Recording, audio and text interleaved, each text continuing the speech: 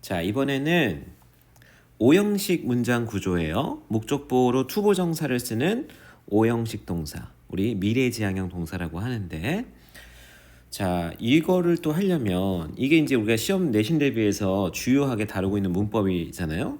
그러면 오형식에 대해서 빠삭하게 알고 있어야 돼요. 예를 들어 오형식의 종류. 자, 여기 선생님이 정리해 놓은 문법 한번 볼게요. 기본 오형식 동사라는 게 있죠. 우리가 기본적으로 오형식 문장 구조라고 하면은 주어가 동사가 있고 그리고 목적어, 목적보호까지 다 있는 구조예요. 제일 복잡한 구조이지. 그래서 다시 상기하면은 자, 4형식, 3형식, 2형식, 1형식 동사의 문장 성분은 1형식 동사는 주어 동사로만 문장이 간략하게 맞출 수 있는 거. 자, 그리고 2형식은 주어 동사 주격 보호, 주어를 보충해주는 보호까지. 3형식은 주어 동사 목적어. 4형식은 주어 동사 목적어가 2개죠. 간접 목적어에게 직접 목적어에 해당하는 무언가를. 자, 점점 복잡해지는 그 순서예요. 1형식 가장 단순하고 5형식 제일 복잡한 거야. 자, 근데 그래서 이제 뭐 1형식이다, 5형식이다 이게 중요한 게 아니에요, 사실.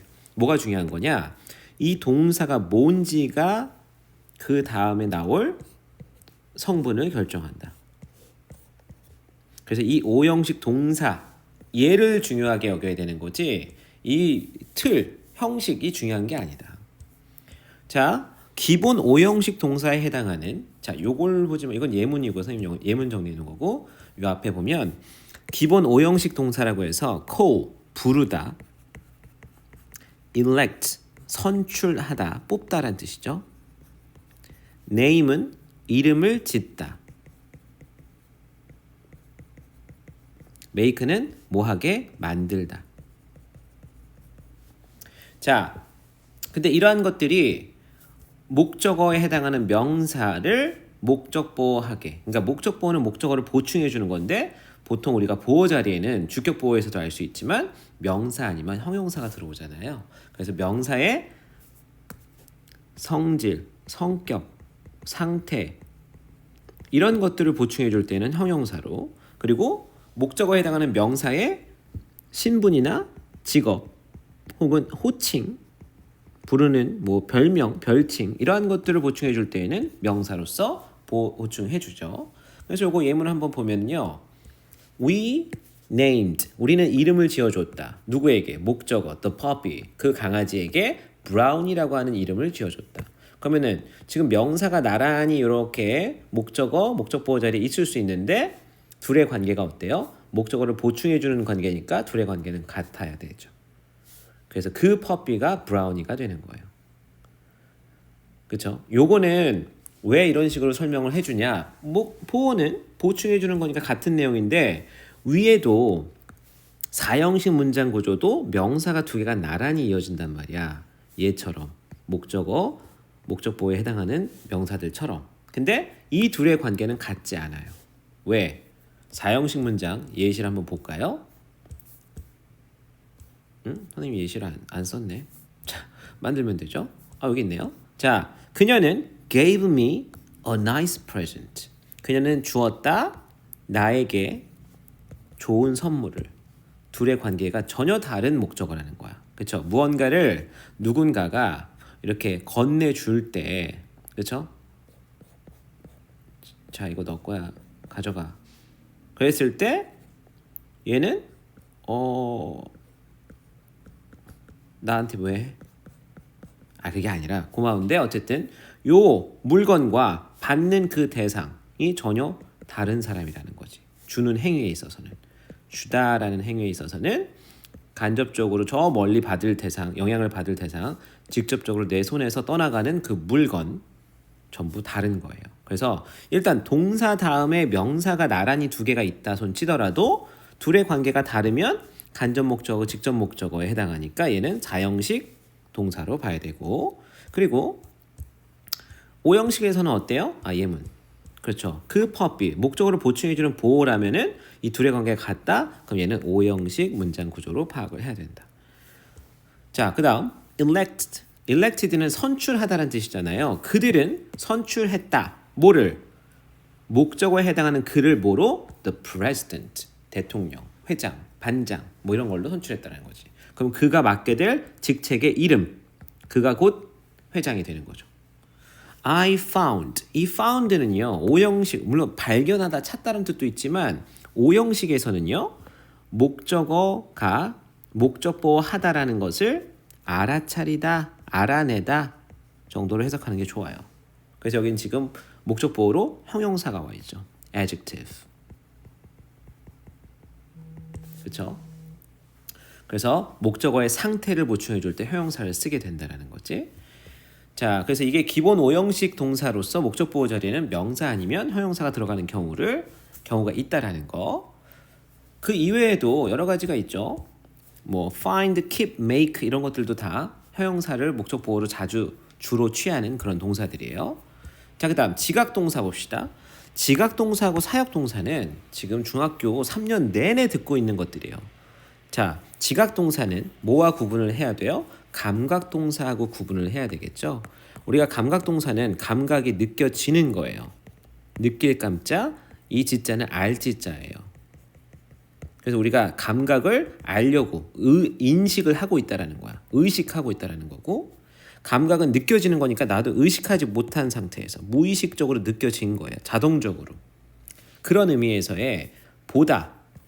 자, 눈으로 보다라는 거. 근데 이건 내가 see, look at, watch 이런 것들은 의도를 갖고 보는 거예요. 흥미를 갖고 관심을 갖고 보는 것들이라면 이 감각동사에 해당하는 눈으로 느껴지는 것들은 look이라고 하는 게 있어요. look. 요거는 보다가 아니라 보이다. 그래서 감각동사가 이끄는 주어, 동사, 주격보호 형태의 이형식 문장 구조에서 이 주격보호 자리에는 형용사 보호만 써야 되겠죠. look 다음에 형용사만 쓰기로 한 거잖아요. 그렇죠? 자, 그 다음에 hear, listen to 이런 것들 뭐예요? 귀로 듣는 거예요. 들리는 게 아니라 듣다. 그렇죠? 지각동사니까. 근데 감각적으로는 느껴지는 거니까 들려오는 거예요. sound. 어떻게 들린다? 그래서 뒤에 형용사 하게 들린다라고 해석을 하면 되는 거고, feel 이거는 느끼다. 내가 의도적으로 느끼는 거야. 더듬더듬. 근데 얘는 느껴지는 거야. 뭔가 소름 끼쳐. 나 느끼려고 한 건 아닌데 뭔가 좀 으슬으슬해. 뭔가 좀 찝찝해. 뭐 feel 그런 것들. 그래서 여기도 다 형용사를 갖다가 써주는 거예요. 감각동사는. 근데 지각동사는 일단 오형식 문장 구조를 이루어야 되니까 의식적으로 그 목적어에 해당하는 이 명사가 어떤 행위나 동작을 하는 것을 보았다, 들었다, 느꼈다. 혹은 그 목적어가 사람이 아니라 음식이나 이런 것들이 타고 있다, 타는 냄새를 맡았다 이렇게 볼 수도 있겠죠. 자, 그래서 지각동사는 목적보호로 동사 원형을 갖다가 쓰는 오형식 동사다. 종류는 이렇다. 중요한 건 이 종류다. 이 문장 구조가 아니라. 물론 이 뒤에 목적보호로 동사 원형의 형태를 쓴다라는 거를 시험에서 물어보지만 이걸 결정하는 건 바로 앞에 있는 이 동사들이라는 거야. 이 동사의 종류를 다 암기해놔야 되는 거예요. 지각동사의 종류, 그리고 감각동사와의 구분. 자, 사역동사는요. 이 사역동사의 의미는요. 한자로 일, 사자고 이거는 시킬 역자예요. 일을 시키다라는 의미를 갖고 있는 동사들인데 make, have, let. 왜 make, have, let이라고 순서를 외워요? 강도의 차이가 있어. 시키는 기는 시키는 건데 make는 강제로 강요하는 거고 have는 요청이나 부탁하는 거예요. let은 하겠다는 걸 막지 않음으로써 허용하는 거고요. 그래서 강도의 차이가 있어요. 그래서 이런 것들은 얘도 마찬가지. 동사 원형을 목적보호를 취하면 이 목적어에 해당하는 이 명사가 이러한 행동을 하도록 강요시켰다라는 거예요.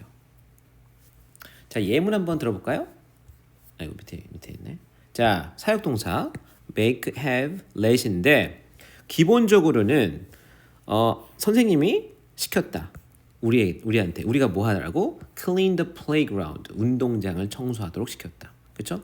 이 목적어하고 목적보의 관계가 능동일 때에는 이렇게 원형 부정사, 원형 부정사라는 말 자체는요. 동사 원래는 to 부정사가 to 플러스 동사 원형인데 그 to를 생략하고 동사 원형만 남아 있다고 해서 원형의 상태로 남아 있는 부정사다. 그렇죠? 원형 부정사.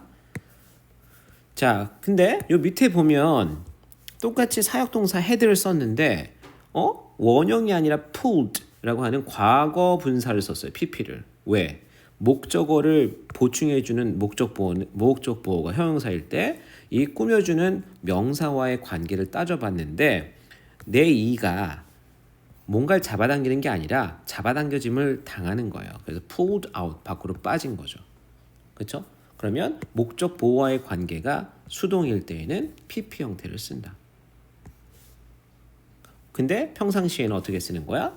능동을 기준으로 우리가 많이 쓰기 때문에 동사 원형을 혹은 원형 부정사를 목적 보어로 취하는데 근데 둘의 관계가 수동이야.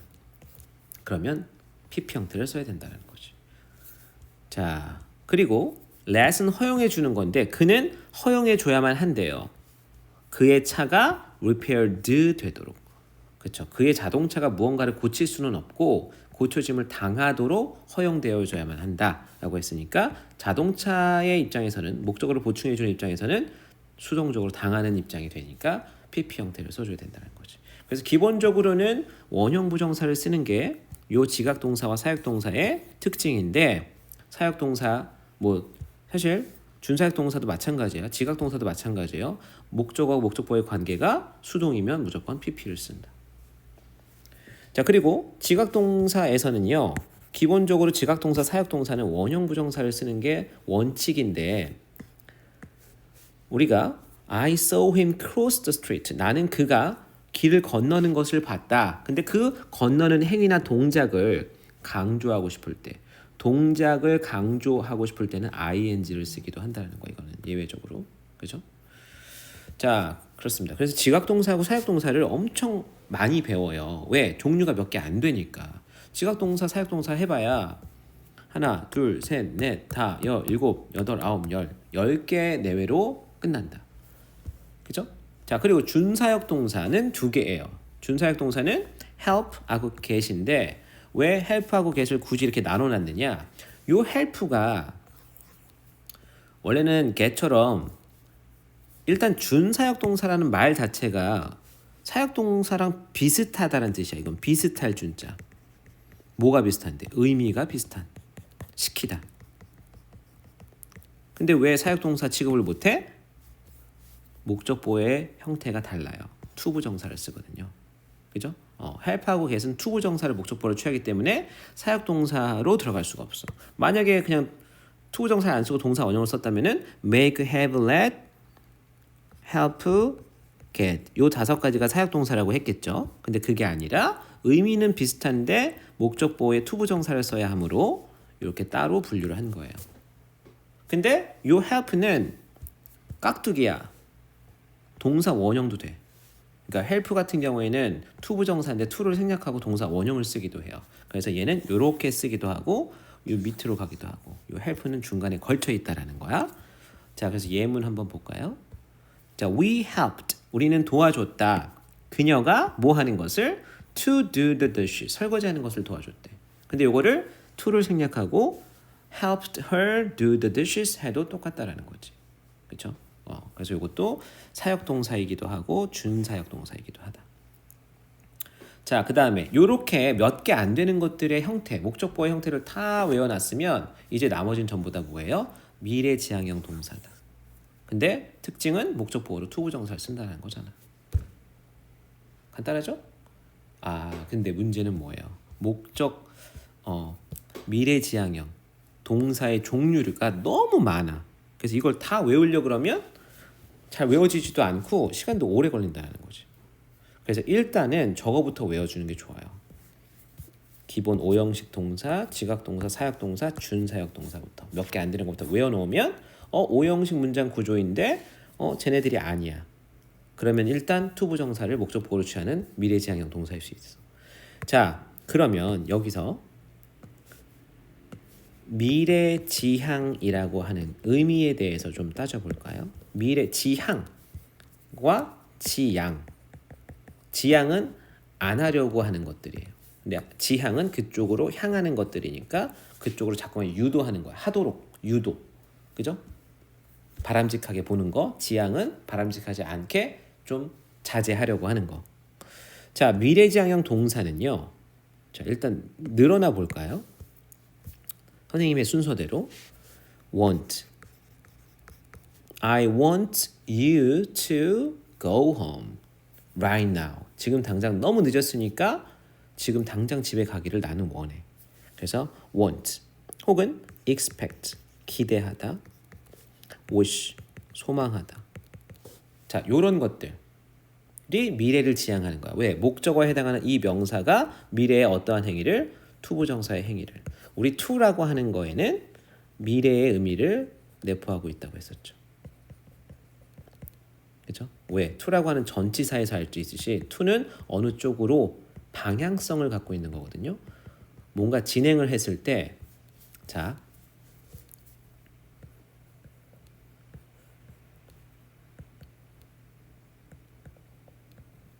내가 팔을 이렇게 뻗어가지고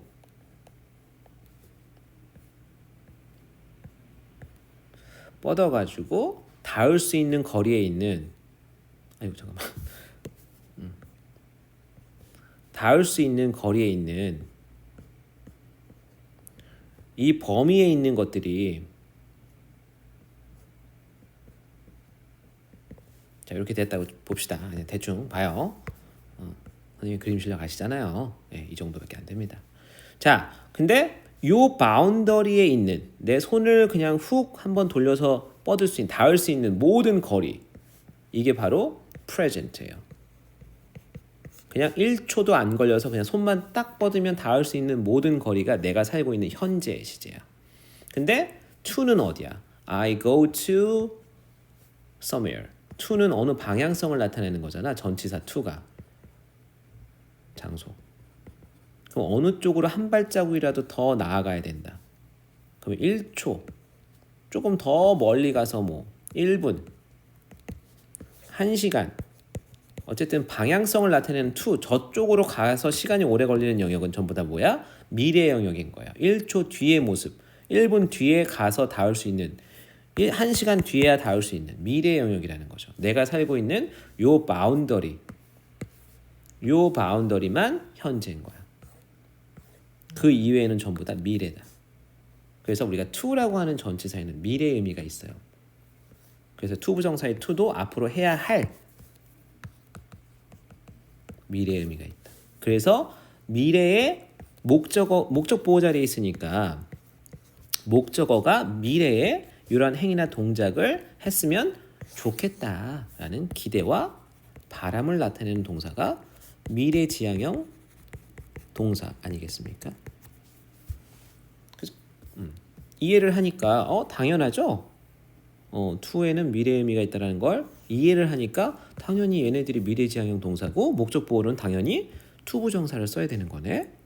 자, 요런 느낌으로 접근을 합니다. 자, 그래서 일단 정리를 좀 할게요. 너무 지저분하니까. 얘네들도 그림은 못 그렸지만 그래도 다 기억 아닙니까? 이게 추억 아닙니까? 이런 그림을 통해 선생님이 설명을 해줬다. 뭐 이러면 또 아유 그땐 그랬는데 뭐 이런 거. 자, 어쨌든 얘를 조금 뒤로 뺄게요. 자, 투부정사를 목적 보호로 취하는 미래지향형 동사의 종류는 얘네만 있는 게 아니라 자, 기대와 바람 또 ask 요청하는 거 혹은 require 요구하는 거 demand 요구하는 거 request 공식적으로 요청하는 거 beg 간청하는 거 inquire 물어보는 거 여러 가지 전부 다 뭐예요? 질문, 부탁, 요청 이런 것들이죠. 그죠? 자, 그다음 그러니까 요청 부탁을 함으로써 그 목적어에 해당하는 명사가 앞으로 미래에 이런 행동을 좀 했으면 좋겠다라고 해주세요라고 부탁 요청하는 거죠. 또 persuade는 어때요? persuade 설득하는 거예요. 그리고 또 encourage는 아이고 너도 할 수 있어. 앞으로는 이거는 격려.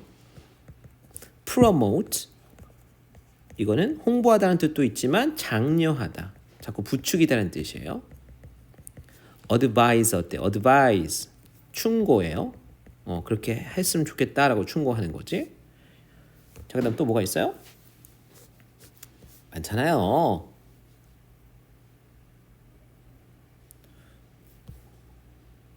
allow도 있잖아요. 저기 allow 허락하다, 허용하다. 그렇죠? urge 강력하게 촉구하다. 그렇죠? 더 있어. teach 할 줄 몰라서 그러는 거야? 알려줄게. 가르치다. 그러면 앞으로 이러한 행동을 하도록 가르치는 거죠. 혹은 invite 어때요? 초대하는 거죠. 유도하는 거예요. 초대하다, 유도하다. 그 유도하다는 의미로 induce라는 것도 있으니까 induce도 미래지향형이라고 볼 수 있겠죠. 유인하다, 유도하다.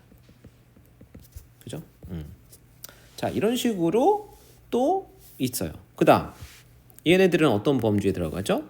설득, 뭐 충고, 장려, 동기를 부여, 유도 막 이런 것들이에요. 그러면 마지막으로 미래지향형 동사 force. 색깔 force. 강요, 강제하다. order 명령을 내리다. 그다음에 push 막 압박하다, 밀어붙이다. 뭐 nudge라고 하는 것도 사실은 이거는 옆구리를 쿡 찌르다라는 뜻이거든요. 눈치를 주는 거죠. 쿡 옆구리 꼭 찔러서 너 해봐 하도록. 자, 요런 것들은 또 강요와 명령. 군사 command 명령을 지시하다, 명령하다, 지시하다하다. 자, 요런 것들이요 미래지향형 동사들인데 선생님 이런 거 어떻게 다 외워요? 나도 외웠잖아. 근데 어떤 식으로 외웠냐? 투부정사의 행위를 미래지향형 할 것에 대해서 마음속으로 소극적으로만 마음속으로 기대하고 바라고 있는 거에서 조금 용기를 내서 덜 소극적으로 부탁, 청유 말로 좀 해본 거야. 그럼 여기 부탁, 청유, 요청에 어떤 동사가 또 들어갈 수 있어? tell 말로 끄집어낸 거야. 그지? 자, 근데 이제 적극적으로 좀 해. 설득하고 충고하고 막 같이 해보자고 하고 장려하고.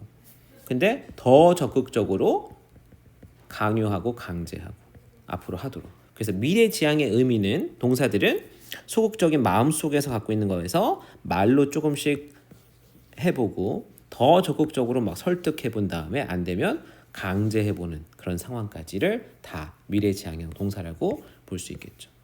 그러니까 범주를 나누면 다 떠올릴 거예요. 그래서 이런 형태들은 목적보호로 투부정사를 쓴다. 요게 전부입니다. 그렇죠? 자, 여기까지고요. 나머지 한번 풀어보면서 우리 한번 이해가 됐나 한번 볼게요. 고생하셨습니다.